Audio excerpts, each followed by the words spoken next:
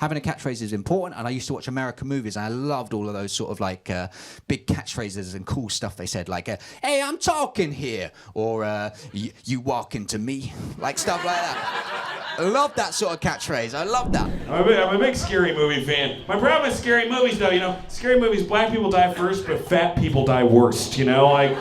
In a scary movie, there's always a black guy going like, oh shit, what? And he's killed. But fat people were always doing something to him. We're always like, hey guys, wait up! Like, we make the sound of cheese being made when we're stabbed. Hey guys, the store just had regular Doritos and not Cool Ranch, so I made my own ranch from home. Why is that guy wearing a hockey mask? It's the summer. Oh shit, I'm getting killed!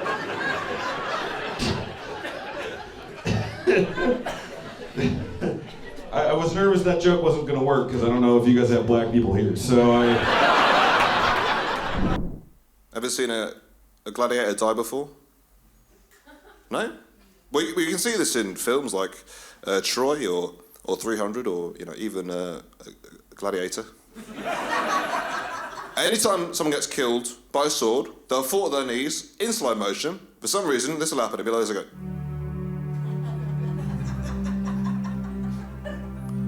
Zimni, honey, honey, honey, honey, honey. Zimni, honey, honey, honey, honey. It's depressing. I find it very depressing. Real quick, why when people get stabbed in movies, why they never blink their eyes? They just be on some...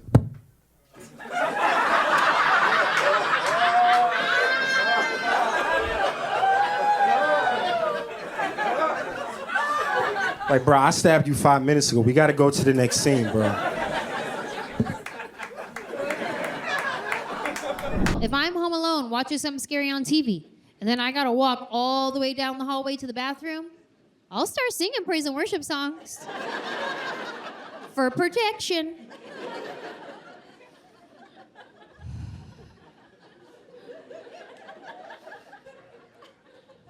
Jesus loves me, this I know,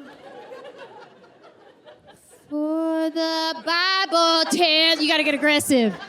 You gotta get aggressive with the ghost. You gotta let them know you ain't playing no games. Oh, you think this a game, ghost? Oh, you trying to scare me? Well, you didn't see me over here with my Merlot taking my communion? I'm writing a movie called Mamma Mia. It's about mothers that go missing in action during war. I'm writing a movie called Sharknado. It's a post-apocalyptic movie about a shark that is also the North Atlantic Treaty Organization. I've never seen a movie, I could be watching any movie, you put a gun to my head, say what's happening, I'd be like, yeah, I don't know. I was just ruminating about a barista that disrespected me, and I didn't do anything about it because I'm a coward. I found that out when I went to the beach with my family, saw a shark and kept it a secret. But I look good. I would have looked better in another time. I look like the 9th hottest movie star from 1949. Back when you did not have to be sexually attractive to be a male movie star in cinema. You could be a famous person on a big screen and come out and be like, well, yes, darling, of course I've got my swim trunks up above my belly button. I'm a man, after all.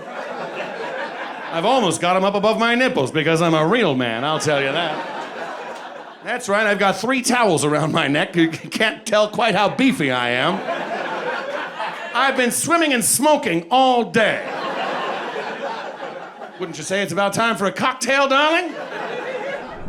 But I grew up around a lot of religious people, like my whole childhood, a lot of Christians, and some of the best people I've ever met, a lot of family friends. And when I was a kid, our family used to hang out with theirs, but we were the only family that wasn't religious at all. So the other kids just couldn't fathom that I wasn't religious. They'd come up to me and be like, wait, so you've never read the Bible? And I'd have to stand there and be like, oh, I'll probably just catch the film when it comes out. Did that with Harry Potter, it was fine. And I did what any kid asks, to try and make friends, because we didn't have much in common. I was like, do you like Harry Potter? And I didn't know at the time that Christianity sometimes condemns magic. And this kid got really defensive, and he was like, Harry Potter? nah, Harry Potter's a bit unrealistic. And I was like, well, yeah, it's fiction, like another book you love. And then during this discussion, I heard one of the greatest comebacks / statements I've ever heard. He just goes, oh, whatever. The Bible is a way better book than Harry Potter. And I was like, you've chosen war. And he goes, what do you mean? You're not impressed by water into wine? I was like, has your teacher ever turned into a fucking cat? I see Netflix has fucking given up, man. They're not even trying anymore. You know that category on Netflix, just watch it again? Just a list of shit you've already seen. Go, yeah, watch it again. You'll watch it again, you little content piggy, lying on your couch in your own filth, playing with your phone and your genitals. Watch it again! And I do. The recommendation algorithm makes no sense, right? Earlier this year, this is totally true, my Netflix told me that because I'd watched Fast and the Furious, I might like the 2001 Oscar-winning biographical drama, A Beautiful Mind. Not even fucking close, mate, okay? I'm not watching Fast and the Furious because I'm a cinephile and I want to learn more about the human experience, okay? I'm watching Fast and the Furious at 3 p.m. on a sunny afternoon because I've recently ingested an industrial amount of MDMA and am now coming down so hard my brain can only operate at a Vin Diesel capacity, okay? My favorite action movies of the current day and age that we're in are the Fast and the Furious movies. Those are my favorite ones. Arguably, oh, sure. But even cheering, we know they're the dumbest ones out there. They're dumb, they know they're dumb, and we know they're dumb. And we're still like, give them to me. How dumb are the last one was called Fast X for Fast 10. There's 12 of them.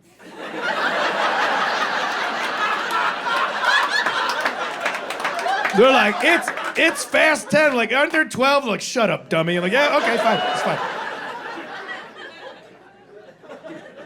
The guys that die in one just show back up. They don't even say why. They're just like, hey. They're like, oh, I thought you. Yeah. Like,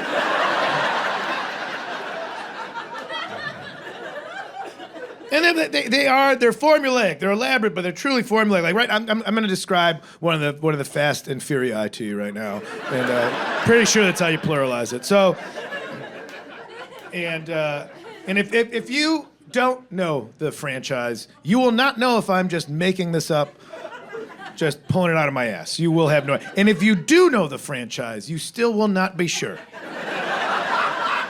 because they just blend into one long Camaro explosion.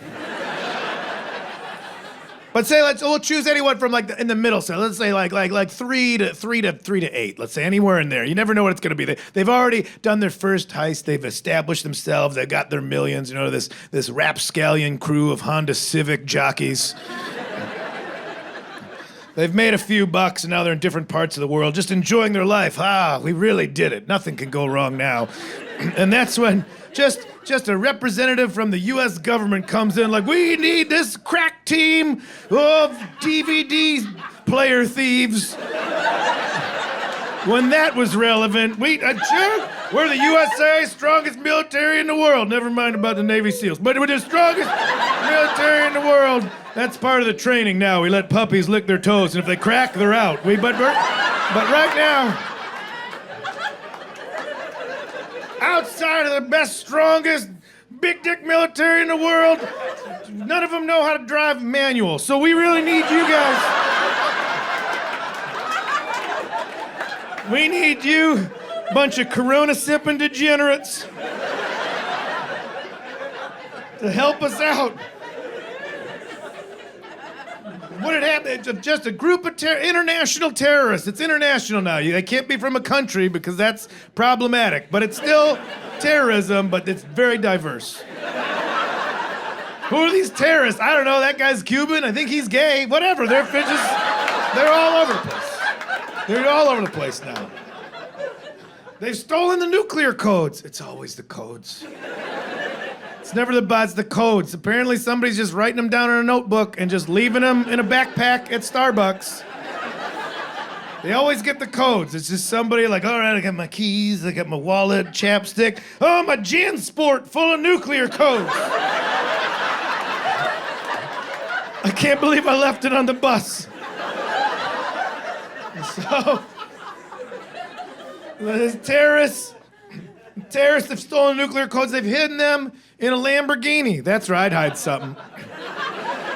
They've hidden them in a Lamborghini. Tastefully colored? No, it's orange. Bright orange Lamborghini. And they've stashed it on top of the bad guy's skyscraper. That's where I'd put it. You can't put it in the garage. It'll get scratched. So there's a bright orange Lamborghini full of nuclear codes on top of a heavily protected skyscraper in a country that we will not name because this movie needs to make money everywhere. So what did I tell you? You know, you got to feel. So that's on you guys now to help us. Because our military can't do it. And they're like, all right, assemble. Who do we have in our team that might have like a connection? A guy who knows a guy who knows a guy who might have like just a special Lamborghini lifting helicopter. And then just out of the shadows comes former hip hop star Ludacris. Oh, sure. Of course. Can you imagine it being someone else? Other than Ludacris? I am convinced Ludacris does not know he's in these movies. I think Ludacris, he shows up wearing the clothes he was gonna wear anyway. And they just convince him to say a few key phrases. What? Lamborghini living in a helicopter. Got it, that's it. And they call him Ludacris half the time, I'm pretty sure. I don't know his character names, like Dave or Lugnut, I don't know, but they're like, all right, so Luda, shit, oh, should we cut? Because I called them, like, nope, we already blew the budget on special effects. Just keep going. But somehow they get Ludacris to say, yeah, I got a guy. And they're like, all right, cool. And so that's it. We're like, oh, we're like only 20 minutes in the movie, short and sweet. They cracked the case, you know? So special Lamborghini lifting helicopters coming over the horizon, you know, just approaching. And it's a unique looking helicopter. And bad guy skyscraper's over here, but it's a skyscraper. They got a vantage point with elevation. They're like, that looks like a particular kind of helicopter. Maybe one specifically designed for picking up Lamborghinis full of nuclear codes. And then the bad guys are like, well, should we double check? Like, where are the bad guys? And they just shoot it down. They just shoot it down right there. And you're 25 minutes into the movie, like, well, oh no, what are we gonna do? That was the plan. And so now we gotta go back to the clubhouse where everybody's hanging out. And we're like, all right, well, that was our one shot. So now we got to go the real unorthodox, maybe something like with math and science and engineering. Do we have somebody in our group with like that kind of brain, that analytical thinking that could like figure out some way with engineering to get the car out there? Oh, yeah, former model Tyrese, of course. Of course, when I think of engineering mastermind, I think of Tyrese. Tyrese, I believe, is reading the script just below the camera at all times.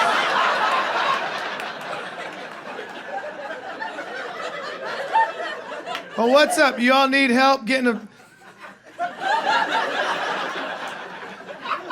lamb giant?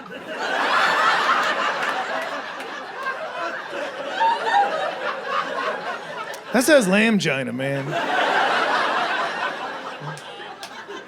That's how it's spelled. Oh.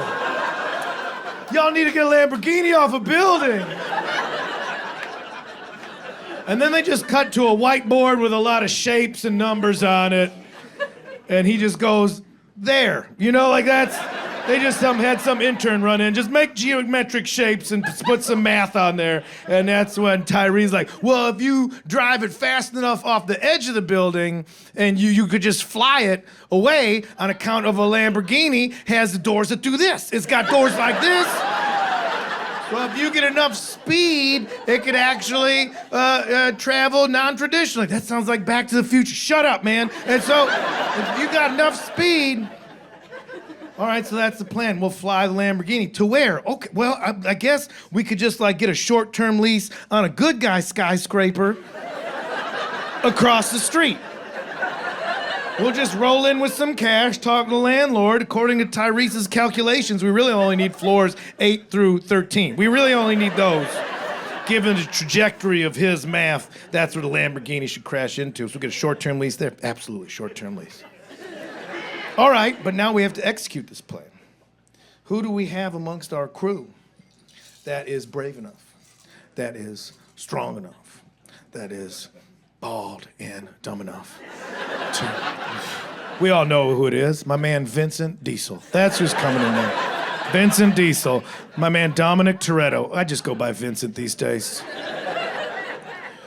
He hears him talking about it. He scoots out from underneath some hot rod that's blowing up in every movie. Every movie, that car just fucking explodes at the end, and the next one starts with him like, Apparently all you need is like a 5/8 wrench to be like, back in action. He scoots out with a totally clean tank top and just stands up like, I'll do it. He's only got 5 lines. And he rolls in there.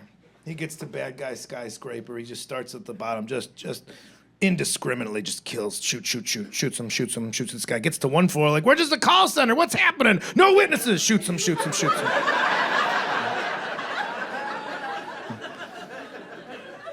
Gets him to what? We're just United Airlines customer service. What's going on? Double tap.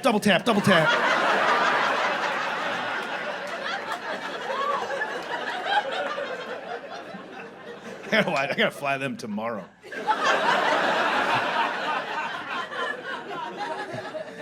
He just kills everybody in the skyscraper and gets up to the roof where the Lamborghini full of nuclear codes. He gets in. There's always a minute where he just like is horny for the car. Where he's like, you know. Why? He fires it up, backs up, shoots it towards the edge of the building. Boom, it goes. He pops the doors. That's it. They're the wings. It's flying. Of course it's flying. We've all agreed that this is real. I'm on my 3rd bag of popcorn just going, of course it worked. Tyrese knows math. I'm absolutely with him on this, 100%. But then there's one terrorist he didn't get yet. There's one guy, and he's just barely hanging on, but he's dedicated to being a terrorist. And he's like, he pulls his AK-47 over by him, and he says something hack, because they didn't pay the writers well enough. So this guy's just like, not on my watch, or some shit. Like something dumb. And he's got 1 bullet left, and he fires it off. But it doesn't hit Vincent, it doesn't hit like the undercarriage, it just hits the window in the door, which that's where the lift exists for the Lamborghini to fly. Oh no, this whole plan unravels! Now the Lamborghini's spiraling, and Vincent's like, what are we gonna do? And it's spiraling, it's not gonna go to the designated floors that they gotta rent on. It just smashes into the side, a good guy skyscraper. And Vincent thinks quick, he flips outside, he grabs a seatbelt, he's dangling off the side of the building. He's holding on like an office chair that's hooked on an I-beam that's hanging out of a under construction office, and he's holding on to the Lamborghini by the seatbelt, just like, you gotta do this. And he's looking at his crucifixes just dangling, shining in the sunlight. And he looks at that, and that's when he's like, oh yeah, family. And he just, which is such, that's weird that's what that reminds him of, because the guy in that crucifix, his dad killed him. That's a weird thing to go with. But that's where he gets his strength, family, and and he flings the Lamborghini over his head into the office up there, and he drags himself up, but he's just got glass coming out of his bald head, and he's bleeding. He drags himself in there, and the rest of the crew, they all rush up to make sure he's okay, and they're like, oh my God, I can't believe that was so close. And the main, like the starlet, his wife, I don't even know, she shows up for the first 5 minutes in the movie and disappears, but then she's there at the end, like she was part of this crew the whole time, and she's like, oh, I can't believe, I'm so glad you're safe. Don't you do that ever again. But then she's like, but also the way you saved the world has got me all, every time you just assert yourself this way, we should fuck. And he's just laying there bleeding like, all right. And that's the part of the movie where I'm like, okay, I was with you the whole time. I was with you from ludicrous, just being called ludicrous, From Tyrese knowing science, I was on board with everything. Flying Lamborghini, instantly, of course. But there's no way he's fucking rocking up for this. And that... Not then, no. I just want one action movie where that's the moment where it really hits the realism, where it's just like everything happened, there's explosions, death, blood, and I just want the main guy to just be like, what? Are you fucking around? Did you not see what I just... Can I get like 20 minutes? Jesus Christ. I see. This is what horned you up? What's wrong? I just killed all those guys. And that, not to mention, I ran up the whole building, but those guys had families. I'm sad about that. You don't really... And also, I've been at my target heart rate all day with this plan. I think this is rebar that went through a kidney. My blood pressure's plummeting, but... I mean, if you need it, we can give it a shot, but it won't be good. I hope you're into people watching, because we're gonna have to do it in the ambulance, because I am fighting off the tunnel vision right now of a blackout, and I need fluids, not sexy fluids, vital fluids. I need fluids and monitoring, and I will be passing out throughout the whole thing, but if you want to give it a shot with the EMTs looking over us, I could try and thumb it in for as long as I'm conscious. I mean, that's the best I can promise you is every 30 seconds, I'm just going to be slapping my dick against my hand like a TV remote with a dead battery. So, I mean, we can try, but I'd love 6 to 8 weeks for a full recovery, just to be honest with you there. So that's... Just give me an ounce of reality, Fast and Furious. This is racism in Canada. I've been living here for 5 years. I was here, and then the Black Panther came out. We saw the movie. After the movie, the lights come on, and we're all walking out, and white people would see me. It's not bad, but this is what they would see me, and they go...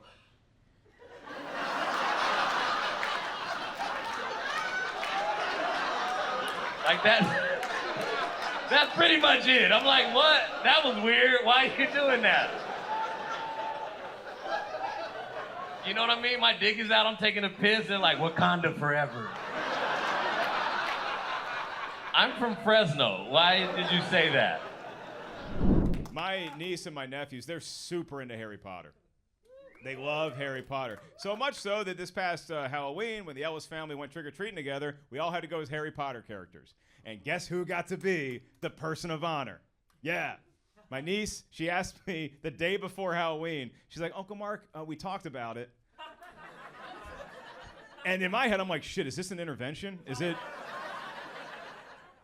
And she's like, we want you to be Harry. And yeah, it was so cute, and I knew I was gonna break her heart because I said yes, and I'll do everything I can to pull off Harry Potter. But she's 7. She's expecting the kid from the movies.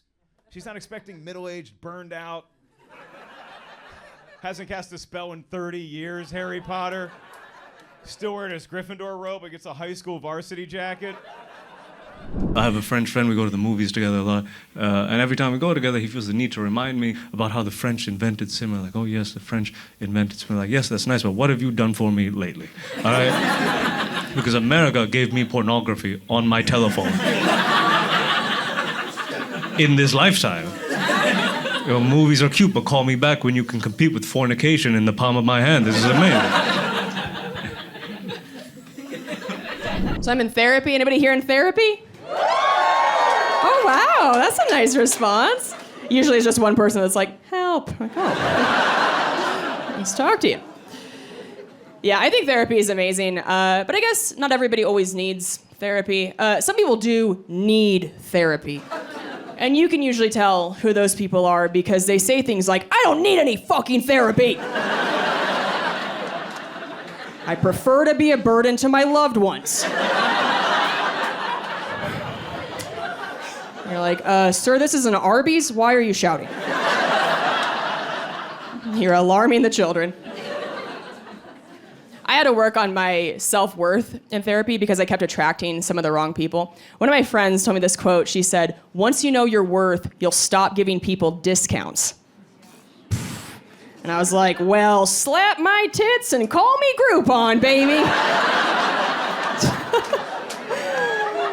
Boy, I've been out here like, hey, you got a personality disorder and no job, this pussy's 90% off.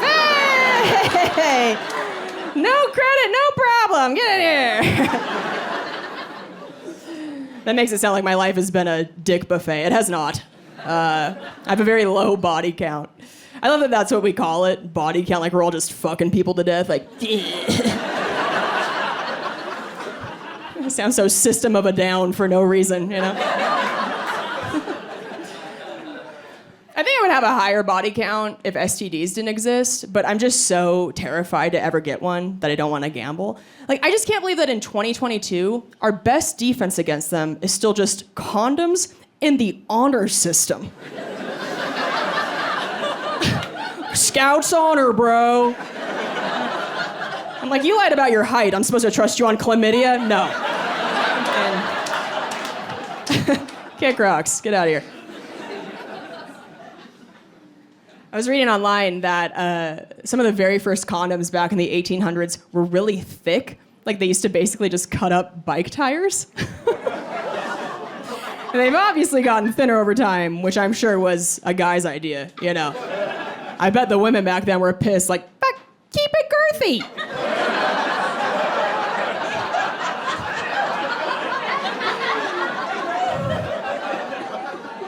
Keep that deep dish condom on.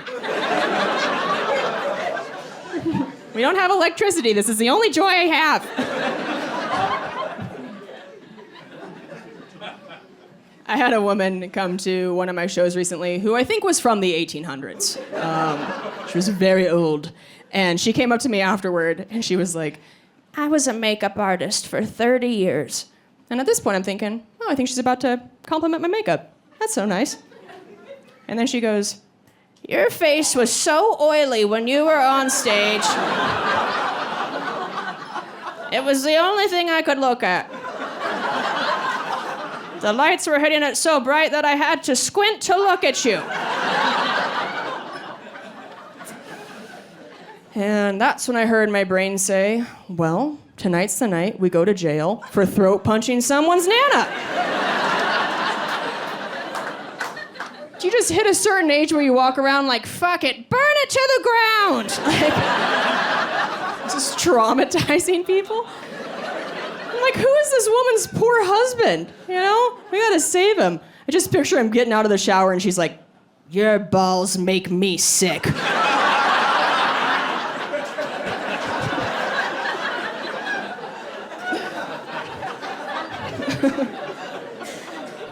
Of course, I didn't say any of that to her. I was just like, what powder do you recommend? I have no backbone.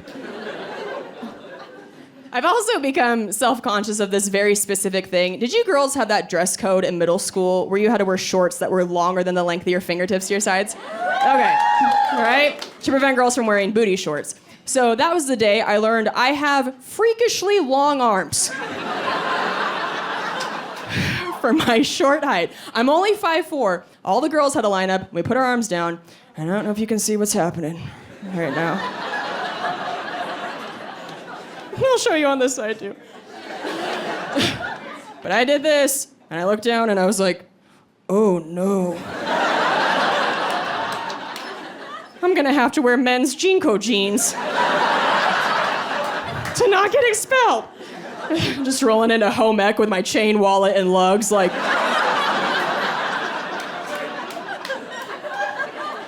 Let's bake these muffins, Diane.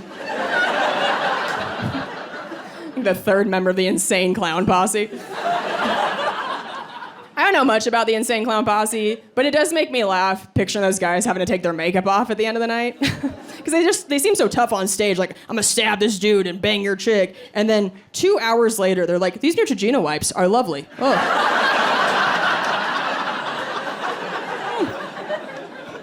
Don't burn my eyes.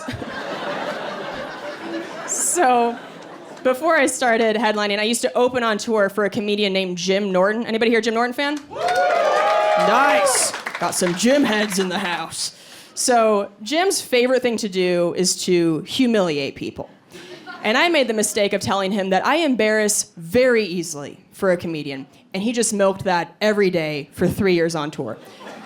When we were in public, he would constantly accuse me of shoplifting.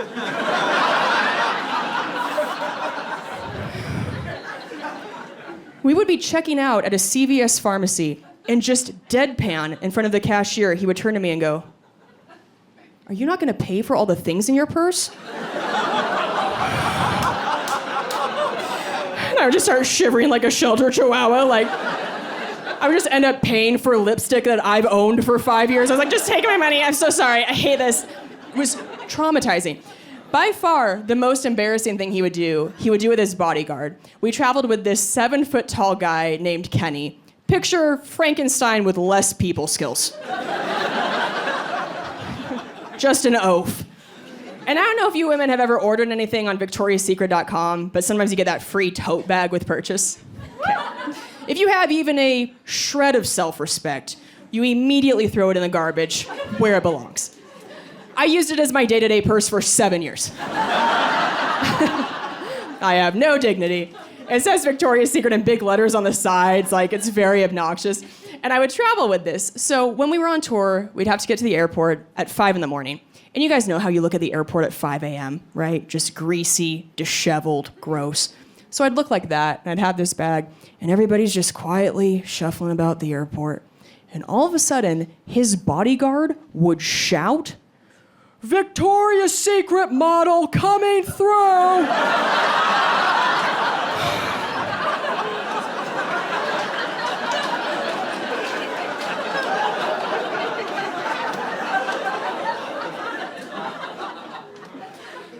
And everybody, and I mean everybody, would stop and look at me wide-eyed and then go, do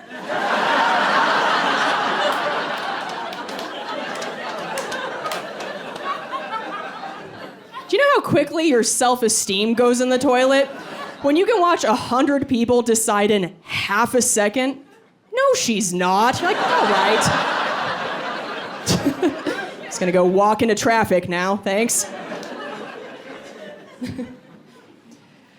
So I'm from Washington State originally, and they just passed this new legislation that is banning schools from continuing to use Native American mascots, which is great. And the high school I went to, our mascot was the Blackhawks. And it takes a linguistic specialist to tell the difference between somebody saying Blackhawks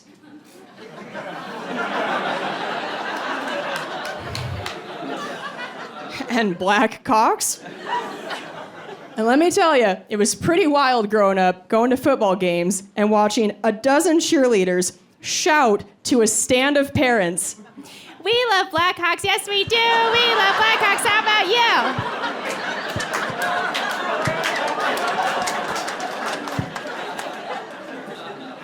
And then watching everybody on the other team be like, "What the fuck?" It's like the mating call of the Kardashians.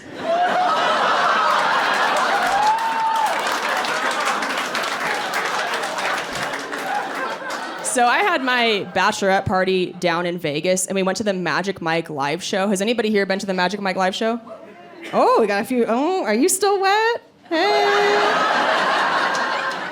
Girl, it is crazy what happens at the show. They brought it back during COVID, which surprised me because if we are concerned about droplets, women are gushing fluid at the show. Medically, it's a problem, okay? It changes the humidity in the room. Women with straight hair leave with curly hair. It's like a rainforest cafe in there. That air is thick. 3 C's. But now that the show's back, you gotta go. Oh, it is the cream of the cock. Just, chef's kiss. For 2 hours, these oiled up six-packs just grind the stage, and they sing to you, they lick whipped cream off your body, and then they bring some women on stage, and then they take your top off, and then they take your pants off, and then they fuck you. No, I'm kidding.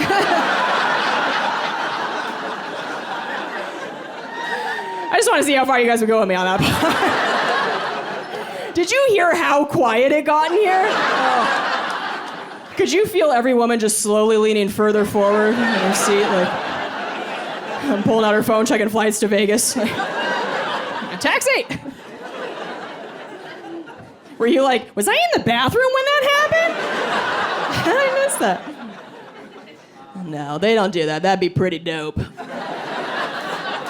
Probably charge a lot more for tickets. But you do get a lot for your money. At the end of the show, they do bring some women on stage, and then they put you in harnesses, and they put one of the guys beneath you, and you get to, like, ride the men into the sky like Free Willy. They get you hornier than you've ever been in your entire life, and then they just set you loose. Back into the wild. Single dudes, if you were ever trying to fuck in Vegas, just go stand outside the Magic Mike exit. Like a catcher. We're running out of there, holes open like a starfish, ready to go. That's something TripAdvisor doesn't tell you, and that's what I'm here for. I'm like your creepy uncle. I'm just helping you get laid. I would like to go back to the show, but not for anything wedding related, because there's usually two types of women that go. The host comes out and he goes, all right, ladies, make some noise if you're here for a bachelorette party. There's a bunch of young 20-something girls that are like, ah, oh my God, penises, ah. And then the host goes, all right, now who here's celebrating a divorce? And it's just one table of women in their 40s like, give me your dick. You're like, oh my God.